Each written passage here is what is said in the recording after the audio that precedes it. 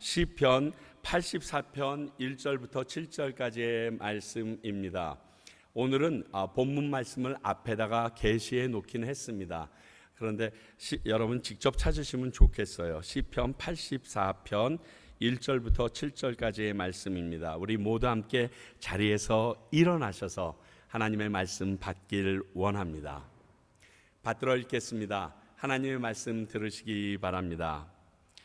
만군의 여호와여, 주의 장막이 어찌 그리 사랑스러운지요. 내 영혼이 여호와의 궁정을 사모하여 쇠약함이며 내 마음과 육체가 살아계시는 하나님께 부르짖나이다. 나의 왕 나의 하나님 만군의 여호와여, 주의 제단에서 참새도 제집을 얻고 제비도 새끼둘 보금자리를 얻었나이다. 주의 집에 사는 자들은 복이 있나니 그들이 항상 주를 찬송하리이다. 셀라. 주께 힘을 얻고 그 마음에 시온의 대로가 있는 자는 복이 있나이다. 그들이 눈물 골짜기로 지나갈 때에 그곳에 많은 샘이 있을 것이며 이른 비가 복을 채워주나이다.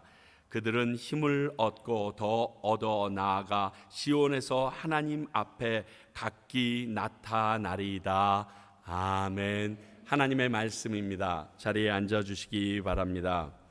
오늘은 미리 말씀드린 것처럼 우리 지난 27년 동안 이 과테말라에 오셔서 파나마에 계시다가 과테말라 오셔서 주님의 교회를 개척하시고 목회를 마치시고 지난 1월 마지막에 진짜 이 취임식을 잘 마치시고 이제 3월 3일이라고 그러세요. 3월 3일 날 한국으로 이제 돌아가시게 되는데 그 전에 제가 꼭 저희 교회에서 말씀을 좀 부탁드렸습니다.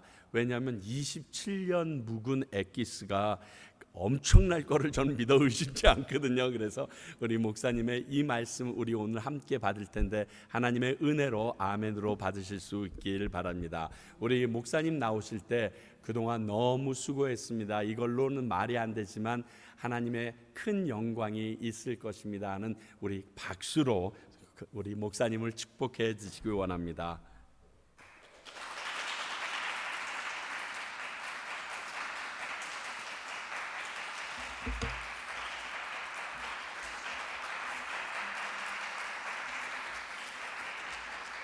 할렐루야. 오늘 또 좋은 날입니다. 하나님의 은혜가 여러분들의 심령에 또 여러분들의 자녀들과 가정에 넘치기를 축원합니다. 이 부족한 종을 이 자리에 세우신 하나님의 은혜와 또 그리고 이 부족한 사람을 초청해 주신 목사님과 여러 성도님들에게 감사를 드립니다. 여러분 상사병을 아십니까? 상사병이란 무엇입니까? 연애하는 자가 연인을 너무 그리운 나머지 이를 주체할 길이 없어서 몸이 마르고 파리에 가는 병을 말합니다. 오늘 본문은 그 상사병이 걸린 사람들을 소개하고 있습니다. 그들이 누구입니까? 고라 자손들입니다. 본문은 그들이 얼마나 하나님의 궁전을 그리하고 사모했던지 상사병에 걸려 몸이 쇠약해졌다고 말씀하고 있습니다. 우리 다 같이 1, 2절을 읽어봅시다. 만군의 여호와여, 주의 장막이 어찌 그리 사랑스러운지요. 내 영혼이 여호와의 궁정을 사모하여 쇠약하며 내 마음과 육체가 생존하신 하나님께 부르짖나이다. 자, 그렇다면 고라 자손들은 왜 상사병이 걸리도록 하나님의 전을 사모하였을까요? 4절은 그 이유를 말씀하고 있습니다. 주의 집에 거하는 자가 복이 있나이다. 그 이유는 주의 집 곧 하나님의 성전에 거하는 자가 복을 받기 때문입니다. 성도 여러분 묻겠습니다. 여러분은 교회를 상사병이 걸리도록 사모해 본 적이 있습니까? 여러분은 교회에 오면 복을 받는다는 사실을 확실히 믿습니까? 하나님은 교회를 통해서 복을 주십니다. 어떤 복을 주십니까? 이 시간 우리 모두 이 질문에 대한 해답을 살펴보면서 하나님이 주시는 은혜를 받도록 합시다. 첫째, 교회는 사람을 구원하는 복을 줍니다. 이 세상에는 회사, 학교, 군대, 지방자치단체, 국가, 각종 사설단체, 공공단체들, 헤아릴 수 없는 수많은 단체들이 있습니다. 이들은 각기 저들이 세운 목적과 목표를 향하여 열심히 일을 합니다. 그러면 세상에 이 많은 단체 중에 사람의 영혼을 구원하는 목표를 가지고 일하는 단체는 어떤 것이 있습니까? 교회, 오직 교회밖에 없습니다. 노아 홍수 당시 사람을 구원하는 유일한 수단은 오직 노아의 방주뿐이었습니다. 이렇듯이 오늘날 인간의 영혼을 구원하는 유일한 수단은 오직 교회밖에 없습니다. 여러분들은 예수님을 믿고 있습니다. 여러분들은 어디서 처음으로 예수님을 알게 되었습니까? 여러분, 교회가 아닙니까? 저는 초등학교 3학년 때 처음 교회 갔습니다. 성탄절날 교회에서 떡을 주고 과자를 준다고 해서 그것이 탐이 나서 교회를 갔습니다. 거기서 예수님을 알았습니다. 당시 주일학교 판사 선생님이 얼마나 성경 이야기를 재미있게 하든지 그 이야기에 혹 빠져서 교회를 다니게 되었고 급기야는 하나님의 선택을 받고 목사까지 되고 말았습니다. 여러분, 이 땅에 교회가 없다고 생각해 보십시오. 어떻게 될까요? 아마 우리는 캄캄한 영적인 암흑 속을 헤매다가 종래는 지옥에 떨어지고 말 것입니다. 그러나 고맙게도 이 땅에 교회가 있기에 우리는 복음을 듣고 진리를 알게 되었습니다. 우리가 죄인임을 알게 되었고 죽음 후에는 심판이 있고 천국 지옥이 있으며 구원을 받기 위해서는 회개하고 예수의 대속의 은혜를 믿어야 한다는 사실을 알게 되었습니다. 교회 없이는 구원이 없다는 말이 있습니다. 왜 이런 말이 생겼습니까? 교회가 없이는 진리를 들을 수 없고 진리를 듣지 못하면 아무도 구원을 받을 수 없기 때문입니다. 세상 사람들은 교회가 너무 많다고 비난합니다. 여러분은 교회가 많은 것에 대해서 어떻게 생각합니까? 교회가 싸우고 갈라져서 많아진 것은 결코 좋은 일은 아닙니다. 그러나 순수하게 개척하여 많아지는 것은 참으로 좋은 일입니다. 교회가 많은 것은 술집보다도 음식점이 많은 것보다도 옷집이 많은 것보다도 100배, 1000배 훨씬 낫습니다. 왜 그렇습니까? 사람은 교회가 있어야 진리를 들을 수 있고 진리를 들어야 영원히 구원을 받을 수 있기 때문입니다. 예수님 말씀하셨습니다. 마태복음 16장 26절에 사람이 만일 온 천하를 얻고도 제 목숨을 잃으면 무엇이 유익하리요? 사람이 무엇을 주고 제 목숨을 바꾸겠느냐? 이 세상에서 가장 귀한 것은 사람의 목숨입니다. 목숨은 천하보다 귀합니다. 그래서 예수님은 거라산 귀신들 중 한 사람을 구원하기 위해서 돼지 2000마리를 희생하셨습니다. 뿐만 아니라 예수님은 우리의 생명을 구원하기 위해서 자신이 친히 우리의 죄집을 짊어지시고 십자가에서 고난을 받으시고 피 흘려 돌아가셨습니다. 할렐루야! 그렇다면 여러분, 교회의 1차적 사명은 무엇입니까? 영혼을 구원하는 일입니다. 저는 TV 화면을 통하여 화재가 난 고층 건물에서 소방대원들이 사람을 구원하는 장면을 본 적이 있습니다. 그들은 몇 사람의 생명을 구원하기 위해서 수십 대의 소방차와 헬리콥터를 동원하여 사력을 다해 불을 껐습니다. 이를 구경하던 사람들은 사람이 구원을 받을 때 환호하고 박수를 치며 기뻐했습니다. 세상 사람들도 사람을 구원하기 위해서는 이토록 최선을 다합니다. 시간과 물질을 투자하고 때로 목숨을 겁니다. 그런데 교회는 지금 어떻게 하고 있습니까? 대부분의 교회들이 코로나 팬데믹을 핑계로 사람들의 영혼을 구원하는 일에 나몰라라 방관하고 있습니다. 혹시 이 교회도 그렇게 하고 있지 않습니까? 하나님이 가장 기뻐하신 일은 무엇인가? 영혼을 구원하는 일입니다. 그렇다면 우리는 하나님을 모르는 불신자를 보면 그들의 영혼에 대한 깊은 긍휼을 가지고 그들을 반드시 구원하고 말겠다는 상한 심령을 가지고 열심히 전도해야 됩니다. 기도하고 시간을 바치고 물질을 바쳐서 저들을 구원해야 됩니다. 교회는 사람을 구원하는 복을 줍니다. 그러므로 우리는 영혼을 구원하는 교회가 이 땅에 있음을 하나님께 감사해야 됩니다. 이곳에 평강교회가 있는 것을 하나님께 감사해야 합니다. 둘째로 교회는 사람에게 깨닫는 복을 줍니다. 실존주의 철학자 하이데거는 인간은 자신의 의지와 상관없이 세상 속에 내던져진 존재다 말했습니다. 내던져진 존재로서 인간들은 대개 어떻게 살아가고 있습니까? 사람들에게 당신은 왜 사느냐 물어보면 어떤 사람은 대답합니다. 사니까 살지요. 어떤 사람은 죽지 못해 삽니다. 또 어떤 사람은 왜 사는지 모르겠어요. 그냥 삽니다. 대부분 사람들은 자신이 왜 사는지도 모른 채 타성에 젖어서 살아갑니다. 언젠가는 썩어져 없어질 죄 많은 육체를 먹여 살리기 위해서 아침부터 저녁까지 발을 동동 굴리면서 아등바등 살아갑니다. 마치 다람쥐 채바퀴 돌듯 동일한 패턴을 그리며 바삐 살아갑니다. 성경은 이런 사람들을 뭐라고 하신 줄 아십니까? 베드로후서 2장 12절은 말씀합니다.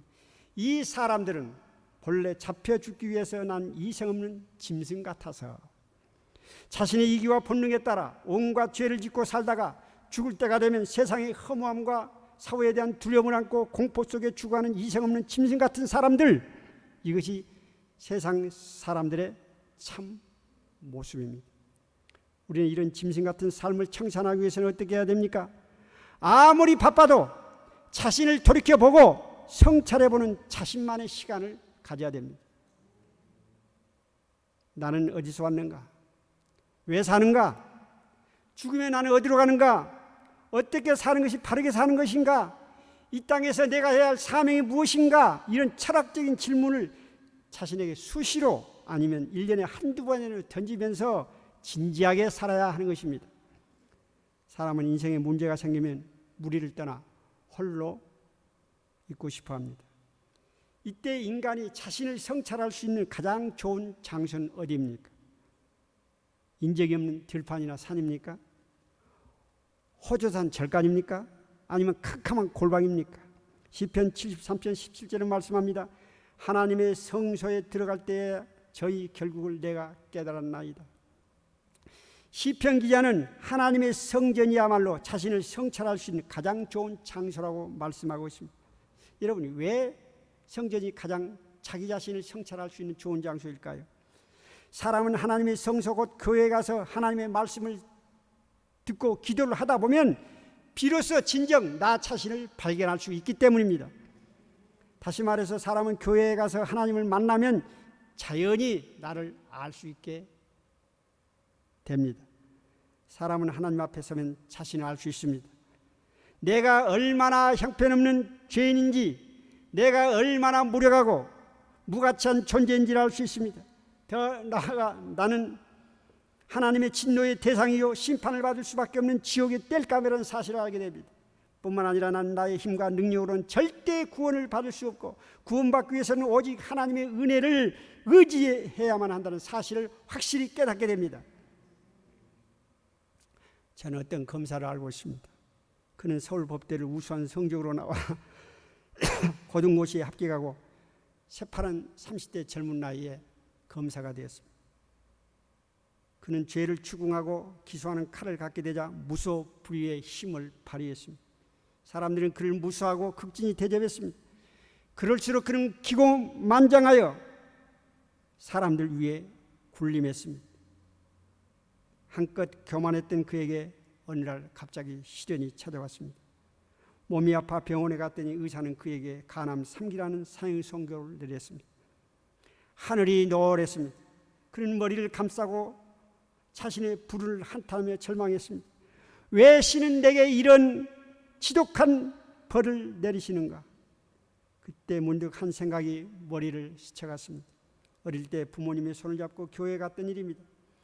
그는 고등학교 이후 공부를 한다는 핑계로 교회에 나가지 않았습니다. 혹시 이 고난은 나를 부르시는 하나님의 음성인지 몰라 그는 그 병든 몸을 이끌고 교회에 나갔습니다. 하나님의 말씀을 들었습니다. 듣는 순간 그가 얼마나 자기가 큰 죄인이고 비참하며 하찮은 존재이며 형편없는 사람인가를 알게 되었습니다. 그는 눈물을 흘리며 회개했습니다. 하나님께 살려달라, 기회를 주시면 제2의 생명을 살게노라 간절히 기도했습니다. 하나님은 그의 기도를 들으시고 기적을 베풀어 주셨습니다. 여러분, 교회는 어떤 곳입니까? 우리로 하여금 인생의 참모습을 깨닫게 해주는 곳입니다. 하나님 앞에서 나는 누구인가? 나는 무엇을 위해서 태어나는가? 어떻게 사는 것이 바르게 사는 것인가? 나는 죽으면 어디로 가는 것인가? 내가 구원을 받으면 어떻게 해야 하는가? 여러 가지 문제,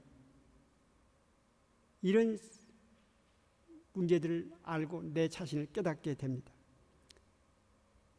여러분, 교회 와서 깨닫는 복을 받았습니까? 그 귀한 복을 꼭 받으시길 바랍니다. 셋째로, 교회는 사람을 변화시키는 복을 줍니다. 이스라엘 백성들은 가나안 땅에 들어가기 전에 광야에서 집단으로 훈련을 받았습니다. 사도행전 7장에 보면 스데반은 그 집단을 광야 교회라고 말씀하고 있습니다.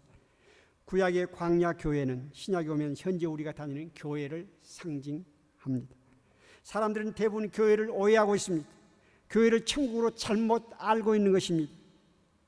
이런 오해는 세상 사람뿐만 아니라 우리 그리스도인들도 마찬가지입니다. 여러분, 엄밀히 따져봅시다. 교회는 어떤 곳입니까? 의인들이 모이는 곳입니까? 죄인들이 모이는 곳입니까? 천국입니까? 훈련소입니까? 정확히 말해 교회는 의인들이 모이는 천국이 아니고 죄인들이 모이는 천국을 가기 위해서 훈련을 받는 훈련소인 것입니다. 그런데 예색하게도 많은 사람들이 교회를 천국으로 착각하고 있습니다. 그러다가 교회 안에서 허물과 죄를 발견하면 교회를 비난하고 시험이 됩니다. 어떻게 목사님이 그럴 수가 있어? 어떻게 권사가 그래? 어떻게 집사가 그럴 수가 있어? 나는 실망했어. 나는 교회 싫어. 교회 사람들 보기도 싫어. 여러분 제발 그런 어리석은 짓을 하지 말기를 바랍니다.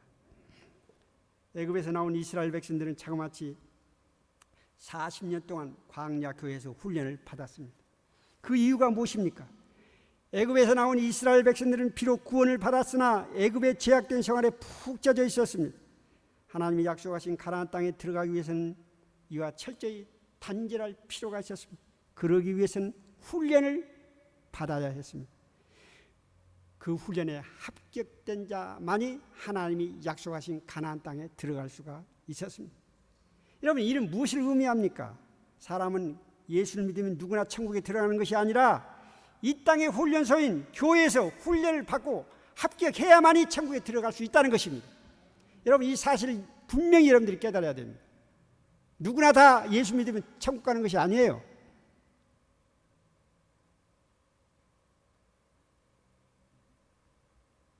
자, 그러면 우리는 교회에서 어떤 훈련을 받아야 합니까? 이 땅의 훈련소인 교회에서 훈련을 받고 합격되자마니 자, 천국에 들어갈 수 있는데, 그러면 어떤 우리는 훈련을 받아야 됩니까? 하나님의 자녀로서 하나님 자녀답게 사는 훈련을 받아야 됩니다. 천국 시민으로서 천국 시민답게 사는 훈련을 받아야 됩니다. 그 훈련의 커리큘럼은 어떤 것입니까? 하나님을 예배하는 훈련, 찬양하는 훈련, 기도하는 훈련, 헌금하는 훈련, 전도하는 훈련, 선교하는 훈련, 봉사하는 훈련, 죄를 다스리는 훈련, 욕심을 다스릴 수 있는 훈련, 거룩한 삶을 사는 훈련, 순종하는 훈련, 인내하는 훈련, 사랑하는 훈련, 온전한 가정을 꾸미는 훈련, 바른 자녀를 키우는 훈련, 남편을 내조하는 훈련, 아내를 또 사랑하는 훈련, 말하는 훈련, 생각하는 훈련, 듣는 훈련, 인간관계를 잘하는 훈련, 여러 가지 훈련들을 여러분들이 받아야 되는 것입니다. 훈련을 받고 합격한 사람은 세상 사람과 다릅니다. 무엇인가 증거를 갖습니다. 그 증거가 무엇입니까? 제대로 교회에서 훈련받은 사람은 거듭나고 변화된다는 것입니다.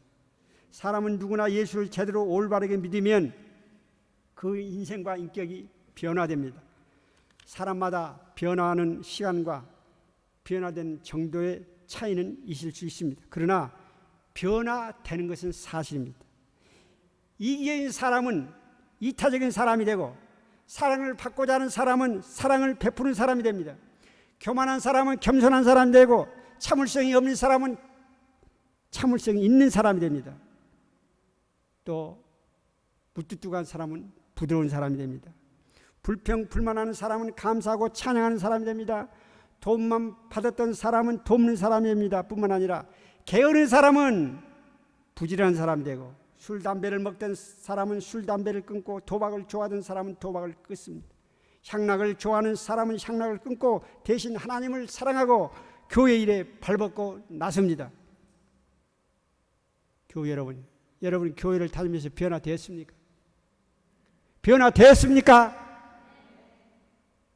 혹시 타인으로부터 자네 교회를 다니면서 진짜 많이 변했어, 이런 말을 들어본 적 있습니까? 만약 듣지 못했다면 그것은 비정상입니다. 당신 예수 믿고 참 변했어, 참 예수님이 좋은 것 같아, 이래야 정상입니다. 그렇지 않고 옛날이나 지금이나 달라진 것이 하나도 없다, 똑같다, 이런 말을 듣는다면 여러분 지금 예수를 잘못 믿고 있는 것입니다. 에일 대학에 바틀러라는 교수가 있었습니다. 그는 흑인이요, 원청이요, 귀 밑에 큰 혹이 있었습니다. 어릴 때부터 놀림감이 되었습니다. 부모를 원망하고 하늘을 저주하고 살았습니다. 이 사람이 청년 때 어떤 백인 집에 일하러 갔습니다. 그 백인은 신실한 크리스찬이었습니다. 그는 그를 불쌍히 여기고 교회에 데리고 갔습니다. 거기서 바틀러는 은혜를 받았습니다. 그때 은혜 받은 말씀이 마태복음 28장 20절입니다. 볼지어다 내가 세상 끝날까지 너희와 함께 있으리라. 은혜를 받은 바틀러는 변했습니다. 하나님이 자신과 함께 있음을 알게 되었습니다. 그 사실을 믿었습니다. 그러자 마음에 평화가 왔습니다. 살아있다는 자체가 감사했습니다. 얼굴이 밝아졌습니다. 그는 백인 크리스찬의 주선으로 공부하기 시작했습니다. 나중에 에일 대학에 박사학위를 받고 교수가 되었습니다. 사람들이 와서 그를 기뻐하며 축하했습니다. 이때 그는 이렇게 대답했습니다. 나는 이런 축하를 받을 자격이 없습니다. 이 축하를 받을 분은 나를 구원해 주시고 변화시켜 주시고 박사와 교수로 만들어 주신 오직 예수 그리스도이십니다. 사람은 예수를 잘 믿게 되면 변합니다. 자신만 변하는 것이 아니라 그를 둘러싼 주위의 사람도, 환경도 변합니다. 처음 복음이 소개될 때 우리나라는 이조 봉건 시대 말기 암흑 속에 살고 있었습니다. 당시 이 시조에서는 양반 상놈의 지독한 차별에 있는 신분제 사이였습니다. 사람들은 목욕을 하지 않아 얼굴에 떼국물이 줄줄 흐르고 거리는 인분으로 가득 찼습니다. 사람들은 굶어서 죽고 사람이 죽으면 옷부터 벗어가는 그런 가난한 나라였습니다. 선교사들은 이 땅에 들어와 복음을 전파했습니다. 동시에 환경을 변화시키고 미신을 타파했습니다. 양반 상놈의 계급을 타파했습니다. 글을 가르쳐 문맹을 퇴치했습니다. 변수와 부엌을 개량했습니다. 농사짓는 법을 전수했습니다.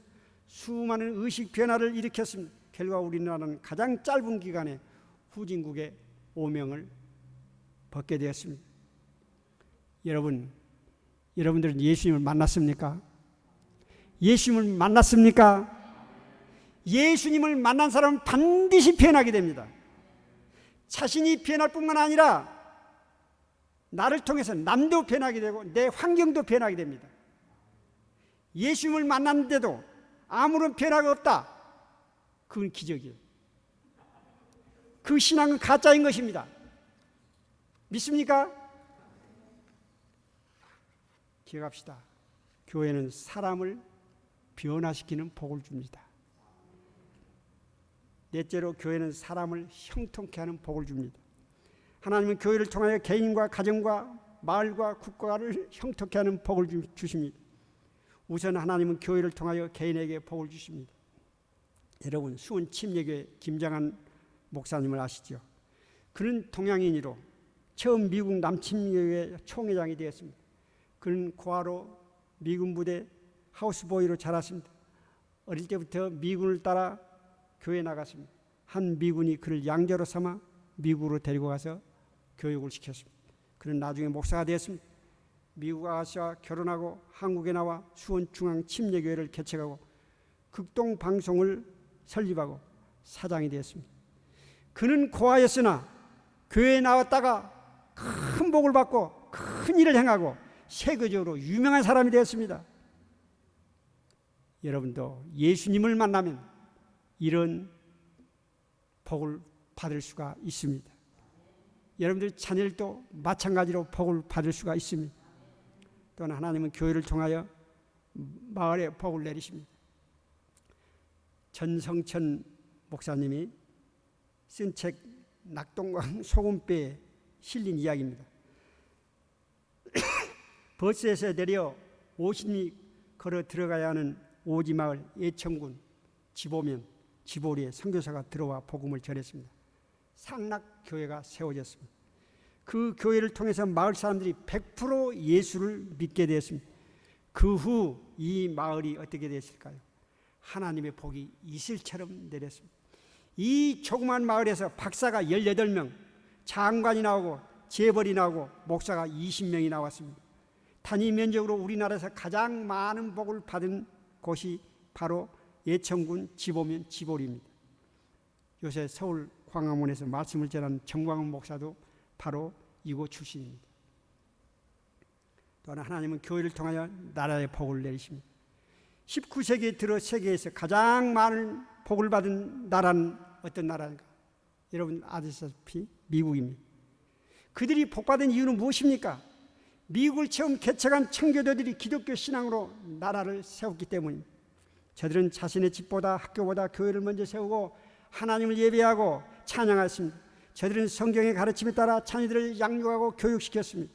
저들은 성경의 자유평등 정신을 받들어 상권 분립을 기초하는 자유민주주의 나라를 세웠습니다. 하나님은 세상 것보다도 먼저 그의 나라와 의를 구하는 미국의 복을 내리셨습니다. 여러분 이에 비하여 소련은 어떻습니까? 1917년 막스 레닌을 추종하는 일단의 공산주의자들이 제정 러시아를 무너뜨리고 공산혁명을 일으켰습니다. 그들은 정권을 장악하자마자 교회를 폐쇄하고 주의를 없애버렸습니다. 성경을 불태우고 수백만의 기독교인들을 죽이고 시베리아로 유배시켰습니다. 여러분 결과 어떻게 됐을까요? 한때 인민의 낙원이라고 말했던 소련 공산주의는 1991년 74년 만에 망하고 말았습니다. 지금 그 바톤을 이은 나라가 바로 중공입니다. 현재 중공의 형편은 어떠합니까? 실권자는 시진핑입니다. 그는 정권을 잡자마자 자신의 우상화 작업을 벌였습니다. 이에 반대하는 기독교를 탄압했습니다. 십자가를 내리고 교회를 다이나마이트로 폭파해버렸습니다. 수많은 성도들을 죽이고 감옥에 가두었습니다. 1천여 명에 가까운 우리나라 선교사들은 선교하지 못하고 다 쫓겨났습니다. 여러분 결과 어떻게 됐습니까? 중공은 현재 하나님의 심판을 받아 온갖 자연재해가 창궐하고 있습니다. 우한폐렴 즉 코로나 바이러스가 발병하여 자국민뿐 아니라 수백만의 지구촌 사람들이 죽임을 당했습니다. 지금 중공은 세계 공공의 적이 되었습니다. 도덕이 타락할 대로 타락했습니다.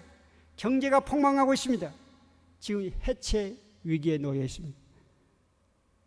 여러분이 알다시피 북한은 지구촌에 가장 못 사는 나라입니다. 여러분 그 이유가 무엇입니까?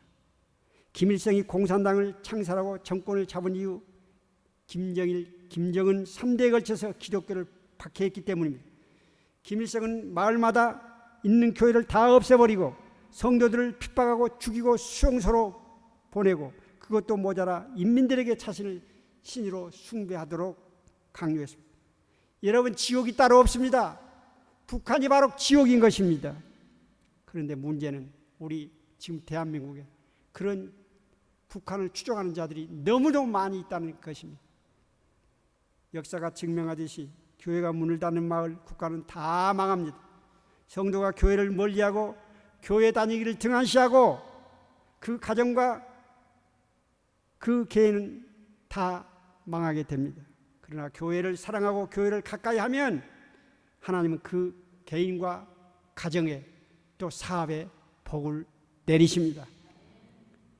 이스라엘 백성들은 광야에 있을 때 성막을 중심해서 동서남북으로 진을 치고 살았습니다. 여러분 복을 받기를 원하십니까?